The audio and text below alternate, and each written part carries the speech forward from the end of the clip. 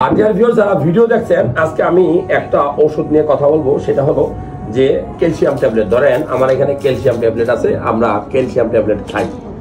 আমার কথা হলো যে আপনি ক্যালসিয়াম ট্যাবলেট বাজারে কেন কিনে খাবেন? ক্যালসিয়াম ট্যাবলেট খাইলে কি হয়, কি ক্ষতি হয় আমি সহজ করে বলি। যে অতিরিক্ত ক্যালসিয়াম ট্যাবলেট যদি আপনি গ্রহণ করেন, আপনার শরীর যদি একটা মানুষের কিন্তু ক্যালসিয়ামের ডিমান্ড থাকে, ওই পরিমাণ ডিমান্ড যদি খাবার থেকে আমি খাই, এরপরে যদি ক্যালসিয়াম ট্যাবলেট খাই, তাহলে কি হবে?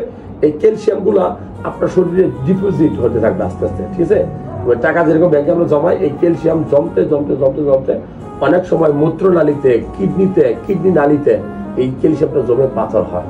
এই জন্য আমি বলবো যে এত বড় বড় ক্যালসিয়াম ট্যাবলেট ডাক্তারের পরামর্শ ছাড়া খাবেন না। আপনারা অনেকেই আছেন মাসের পর মাস ক্যালসিয়াম ট্যাবলেট খান, কখনো 2 মাসের বেশি বা 3 মাসের বেশি ক্যালসিয়াম ট্যাবলেট খাওয়াটা ঠিক না।